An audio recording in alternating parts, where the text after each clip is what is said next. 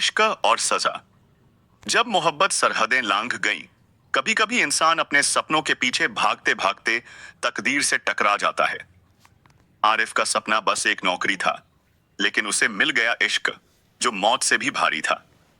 एक साधारण सपना। राजस्थान के छोटे से गांव झुंझुनू में रहने वाला आरिफ एक साधारण युवक था।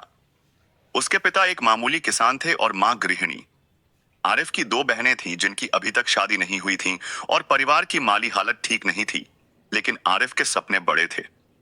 वो चाहता था कि उसका परिवार एक दिन खुशहाल जीवन जिए। एक दिन गांव में एक एजेंट आया, जो विदेश में नौकरी दिलाने का वादा कर रहा था। आरिफ ने घर वालों को मनाया और एजेंट के साथ जयपुर चला गया इंटरव्यू देने। वहां वह इंटरव्यू में पास हो गया और उसे इसी महीने के भीतर विदेश जाना था। वह जयपुर से वापस अपने घर लौटा और कुछ कर्ज लिया और कुवैत जाने की तैयारी शुरू कर दी। उसे बताया गया कि वह वहां एक कंस्ट्रक्शन कंपनी में काम करेगा। थोड़े दिन में ही उसे उसका वर्क वीजा मिल गया और वो एक ग्रुप के साथ कुवैत जाने के लिए अपने गांव से निकल गया। कुवैत की पहली झलक कुवैत एयरपोर्ट पर कदम रखते ही आरिफ को एक अलग ही दुनिया देखने को मिली। ऊंची ऊंची इमारतें, चमचमाती गाड़ियां और रेगिस्तानी गर्म हवा। उसे एक मजदूर कैंप में रखा गया, जहां अन्य देशों से आए मजदूर रहते थे। शुरुआती दिन बेहद कठिन थे। भाषा की दीवार, खान पान की परेशानी और 12-12 घंटे का कठोर श्रम। लेकिन धीरे धीरे आरिफ उस जीवन में ढल गया और मेहनत करके अपना काम करने लगा। एक महीने बाद उसे अपनी पहली सैलरी मिली, जिससे वह बहुत खुश था। उसने वो रुपए अपने घर, अपने गांव पहुंचा दिए। घर वाले भी बहुत खुश थे। धीरे धीरे आरिफ कुवैत के माहौल में ढलने लग गया और समय पर अपनी ड्यूटी करने लगा। पहली मुलाकात एक रविवार की सुबह, जब आरिफ मस्जिद से लौट रहा था। उस समय एक माए बाउट तन नहाए, उसने देखा कि एक लड़की गरीब बच्चों को खाना खिला रही है। वह अबाया में थी, लेकिन उसकी आंखों में एक अजीब सा अपनापन था। वो लड़की थी अमीरा, एक शेख की इकलौती बेटी जो एनजीओ चलाती थी। दोनों की नजरें मिली और बस वही से कहानी शुरू हो गई।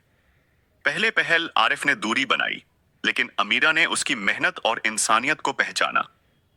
अमीरा एक प्रतिष्ठित कुवैती परिवार से थी।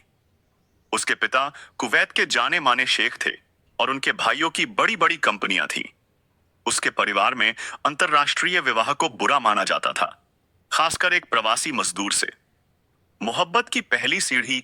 एक दिन अमीरा ने आरिफ को अपने एनजीओ में मदद करने का प्रस्ताव दिया। भाषा की मुश्किल के बावजूद दोनों ने इशारों और टूटी फूटी अंग्रेजी में बातें करनी शुरू की। कुछ ही दिनों में उनका रिश्ता गहराने लगा। अमीरा को आरिफ की सादगी पसंद आने लगी और आरिफ को अमीरा की दरिया दिली। वे अक्सर किताबों, शेरो शायरी और संगीत पर बातें करते। धीरे धीरे यह रिश्ता दोस्ती से आगे बढ़ा, लेकिन दोनों को पता था कि उनका रिश्ता आसान नहीं होगा। धर्म, देश और दर्जा, हर दीवार उनके सामने थी। जिसे लोग गुनाह समझते हैं, वो मोहब्बत थी उनके लिए। पर शेखों की दुनिया में यह इश्क ही आगे एक बगावत थी। छुप छुप कर मिलने का सिलसिला। अब अमीरा और आरिफ छुप छुप कर मिलने लगे। कभी एनजीओ के पीछे के गार्डन में, कभी शहर के कोने में बने किसी पार्क में। आरिफ के साथी उसे समझाते कि वो क्या कर रहा है, लेकिन इश्क के आगे तर्क हार जाता है। एक दिन अमीरा ने कह दिया, मैं तुम्हारे बिना नहीं रह सकती आरिफ। और आरिफ ने भी वही कहा जो दिल से निकला, मैं तुम्हारे लिए सब छोड़ सकता हूं। रिश्ता बेनकाब। एक रात जब दोनों एक समुद्र किनारे मिले, किसी ने उनकी तस्वीर खींच ली और वायरल कर दी। सुबह होते ही पूरा कुवैत हिल गया। शेख के घर में तूफान आ गया। अमीरा को तुरंत घर में कैद कर लिया गया और आरिफ को पुलिस ने पकड़ लिया। वो जुल्म का पहला दिन था, जब मोहब्बत के बदले में हथकड़ी मिली। अमीर ओ शरियात ने इसे इस्लामिक कानून के खिलाफ गुनाह बताया और मामले को कोर्ट में ले जाया गया। अदालत और कानून की दीवारें। अदालत में आरिफ पर कई गंभीर आरोप लगे। एक मुस्लिम महिला को बहलाने, उसे धर्मभ्रष्ट करने और राजशाही परिवार की मर्यादा को ठेस पहुंचाने का। आरिफ ने हर सवाल का जवाब शांति से दिया। उसका बस एक ही जवाब था, मैंने अमीरा से प्यार किया है और ये कोई गुनाह नहीं होना चाहिए। लेकिन कुवैती शरिया कानून के तहत यह गंभीर अपराध था। वकील ने दलील दी कि एक आम भारतीय मजदूर शेख की बेटी से शादी नहीं कर सकता। अमीरा की गवाही ली गई, लेकिन उसे चुप रहने को कहा गया। मुसाफिर था वो मोहब्बत में, मगर मुल्क की सरहदों ने उसे मुजरिम बना दिया। सजा का ऐलान 2 हफ्तों की सुनवाई के बाद कोर्ट ने अपना फैसला सुनाया। आरिफ को मौत की सजा। उसे शुक्रवार की सुबह सार्वजनिक रूप से फांसी दी जाएगी। जब अमीरा को यह पता चला, उसने खुद को कमरे में बंद कर लिया। वो चीखती रही, रोती रही, लेकिन कोई सुनने वाला नहीं था। कानून कहता है वो मुजरिम है, दिल कहता है वो आशिक है, सब आशिक है, मगर इस कहानी का अंत सिर्फ एक को मंजूर है, मौत। अंतिम खत। फांसी से एक दिन पहले आरिफ ने अमीरा को एक खत लिखा। अमीरा, तुम्हारी आंखों ने मुझे जिंदगी दी और तुम्हारे प्यार ने मरना आसान कर दिया। मौत एक हकीकत है, लेकिन इश्क कभी नहीं मरता। तुम्हारा आरिफ।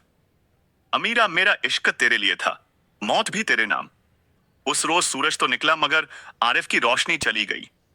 फांसी और विदाई शुक्रवार की सुबह भी आई। हजारों लोगों की भीड़ के सामने आरिफ को लाया गया। उसकी आंखों में डर नहीं था, सिर्फ अमीरा की यादें थीं। फांसी दी गई, सब खामोश हो गए और एक इश्क की कहानी वहीं खत्म हो गई। अमीरा की तन्हाई। अमीरा को विदेश भेज दिया गया, लेकिन उसका दिल वहीं रह गया। हर साल वह इंडिया आती है आरिफ की कब्र पर फूल चढ़ाने।